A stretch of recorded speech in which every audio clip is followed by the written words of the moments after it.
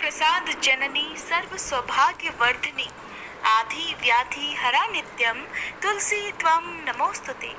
ओम सुप्रभाय नमः। आप सभी का हमारे YouTube चैनल पर हार्दिक स्वागत है। आज रसपान कीजिए कार्तिक मास महात्म्य के तीसरे अध्याय का। साथ ही आज भी इस वीडियो के लास्ट में आप भगवान कृष्ण और सेठ जी की एक कहानी सुनेंगे, जो कि भगवान के सच्चे भक्त की कहानी है। उम्मीद करती हूँ आज की ये वीडियो भी आपको पसंद आएगी। आप सभी से एक अनुरोध है कि अगर आपको हमारे चैनल पर ये कथाएं पसंद आती हैं तो हर दिन आप इन वीडियोस को लाइक जरूर किया करें। शौनक आदि 88,000 ऋषियों से श्री सूत जी महाराज कहने लगे कि कार्तिक और अन्य मासों में किए जाने वाले इन पवित्र व्रतों की जानकारी प्राप्त करने के बाद देवर्षि नारद जी के मन में ये जानने की इच्छा जागी कि कार्तिक मास के लिए सर्वश्रेष्ठ व्रत कौन सा है। फिर उन्होंने इस बारे में श्री ब्रह्मा जी से पूछा। ब्रह्मा जी ने उत्तर देते हुए कहा, हे पुत्र, अब मैं तुम्हें उस परम गोपनीय और अटल फलदायी नक्त व्रत के बारे में बताता हूँ, जो सुख सौभाग्य और मोक्ष के साथ साथ स्त्रियों को अटल सुहाग भी देता है। परम पवित्र और पाप नाशक इस नक्त व्रत को विधिवत करने से सौभाग्यवती स्त्रियां मनोवांछित फल पाती हैं। इसलिए यह नक्त व्रत सौभाग्यवती स्त्रियों को अवश्य ही करना चाहिए। श्री ब्रह्मा जी के श्री मुख से इस व्रत की इतनी महत्ता को सुनकर देवर्षि नारद के हृदय में इसके विधि विधान को जानने की इच्छा जागृत हुई। तब देवर्षि नारद की जिज्ञासा शांत करते हुए श्री ब्रह्मा जी ने मुस्कुराकर कहा, वत्स, यह अति गोपनीय और देव दुर्लभ व्रत है, परंतु तुम्हारे से स्नेह और लोक कल्याण की भावना से कार्तिक मास के इस विशिष्ट व्रत के बारे में भी बतलाता हूँ। व्रत करने वाला आश्विन शुक्ला पूर्णमासी को प्रातः काल उठकर शौच आदि से निवृत्त होकर दंत मंजन करे। इसके बाद 2 नदियों के संगम, नदी, सरोवर, कुंड या फिर कुएं पर या फिर घर में ही स्नान करे। व्रत के एक दिन पहले सिर नहीं धोए और व्रत वाले दिन विधि पूर्वक स्नान करें, अर्थात सिर से स्नान करें और पवित्र भावना से विधाता का स्मरण करें। फिर व्रत का संकल्प इस प्रकार करें कि हे जगत के रचयिता और कर्ता, आप कृपा करके मेरे पतिदेव की रक्षा और मेरी संतान की वृद्धि कीजिए। फिर सूर्य जाप करके सूर्य देव को नतमस्तक होकर प्रणाम करें। उस दिन सुंदर वस्त्र और आभूषण धारण करें और फिर दिन में भोजन अथवा जलपान कदापि नहीं करना चाहिए। पूरे दिन निराहार रहकर भजन कीर्तन और पूजा में अपना दिन बिताना चाहिए। यहाँ पर देवर्षि नारद को श्री ब्रह्मा जी आश्विन पूर्णिमा, जिसे शरद पूर्णिमा और कोजागर पूर्णिमा भी कहते हैं, उसके विधि विधान के बारे में बता रहे हैं और यह व्रत हर सुहागिन महिला को करना चाहिए। पूजन विधि के बारे में बताते हुए श्री ब्रह्मा जी ने कहा कि सायंकाल में श्री विष्णु की चांदी के पात्र में दूध डालकर पूजा करनी चाहिए। प्रतिमा अपनी सामर्थ्य के अनुसार सोने, चांदी, तांबे या फिर मिट्टी की बना सकते हैं। फिर उसे लाल या फिर पीले वस्त्र पहनाएं। फिर विधि विधान से पूजा करें। चांदी के पात्र में रखे हुए दूध को सोने की मथनी से अथवा अपनी सामर्थ्य के अनुसार लकड़ी की मथनी से मथें। साथ ही ये प्रार्थना करें कि हे श्री हरि, मुझे भोग आदि के लिए गौ प्रदान करके मेरी संपत्ति की वृद्धि करिए।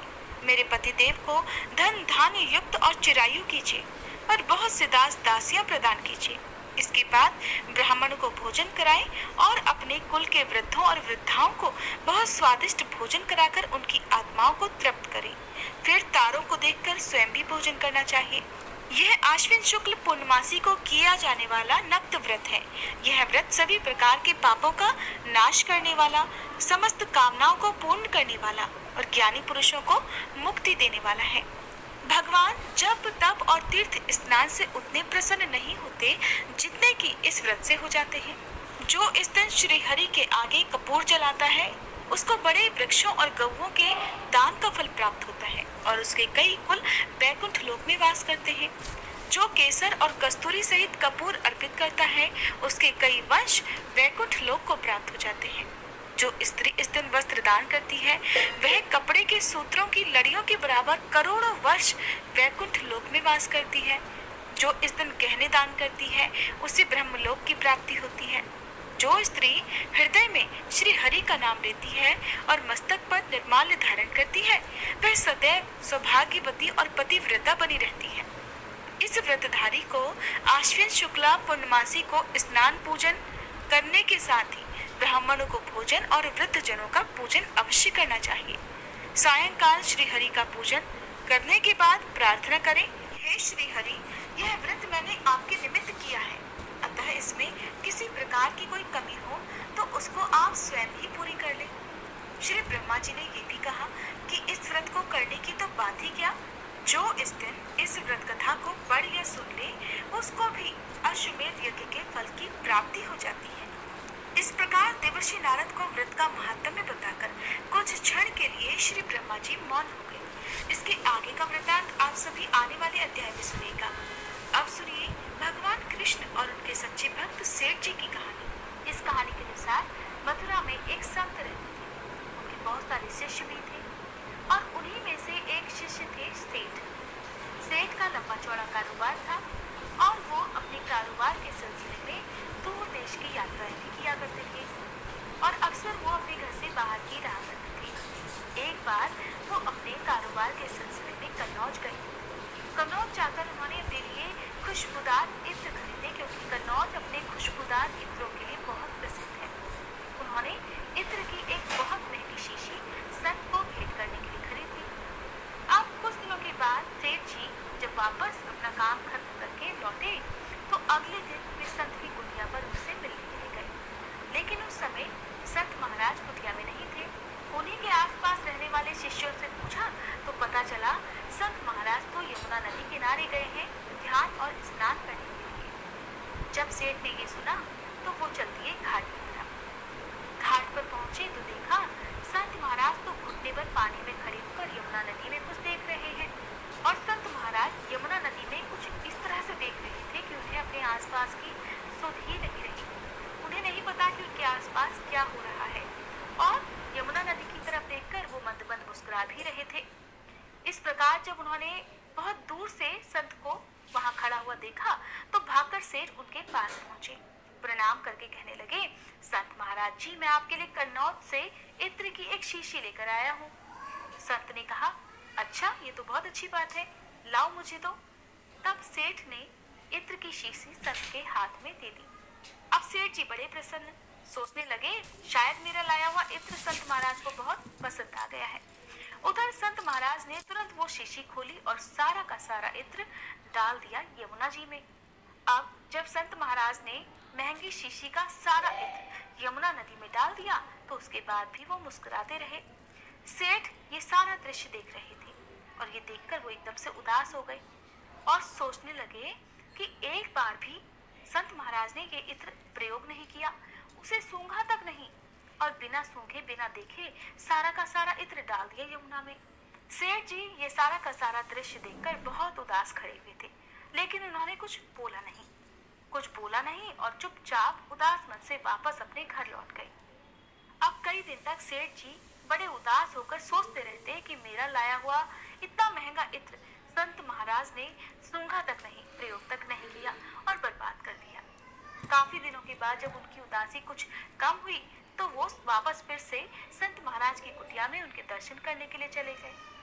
अब जब वहां पहुंचे तो उन्होंने देखा संत महाराज तो कुटिया में अकेले ध्यान लगाए हुए बैठे थे, एकदम शांत और आंखें बंद, और उनके होठ कोई भजन गुनगुना रहे थे। आहट हुई तो उन्होंने आंखें खोलकर देखा तो द्वार पर सेठ जी खड़े हुए थे। प्रसन्न होकर संत महाराज ने उन्हें अपने पास बुला लिया और कहने लगे, आओ आओ सेठ जी, मैं तो तुम्हारा ही इंतजार कर रहा था। उस दिन तुम्हारा इत्र तो बहुत बड़ा काम कर गया। सेठ जी को विश्वास नहीं हुआ। बड़े आश्चर्य और हैरानी के साथ वो संत महाराज की तरफ देखने लगे, फिर पूछने लगे। जब उन्होंने कुछ नहीं समझा तो खुद ही पूछने लगे, मैं कुछ समझा नहीं संत महाराज। सुनकर संत ने कहा, उस दिन यमुना में राधा जी और श्री कृष्ण की होली हो रही थी। राधा जी ने श्री कृष्ण के ऊपर रंग डालने के लिए जैसे ही बर्तन में पिचकारी डाली, बस उसी समय मैंने तुम्हारा लाया हुआ इत्र बर्तन में डाल दिया और इस तरह से सारा इत्र पिचकारी से रंग के साथ श्री कृष्ण के शरीर में चला गया। बस फिर क्या था, भगवान कृष्ण इत्र की महक से महकने लगे। तुम्हारे लाए हुए इत्र ने श्री कृष्ण और राधा रानी की होली में एक नया ही रंग भर दिया और तुम्हारे कारण ही मुझे भी श्री कृष्ण और राधा रानी की कृपा प्राप्त हो गई। सेठ जी चुपचाप बड़े हैरान परेशान और अपनी आंखें बड़ी बड़ी करके संत महाराज को देखते रहे। उनकी समझ में कुछ भी नहीं आ रहा था।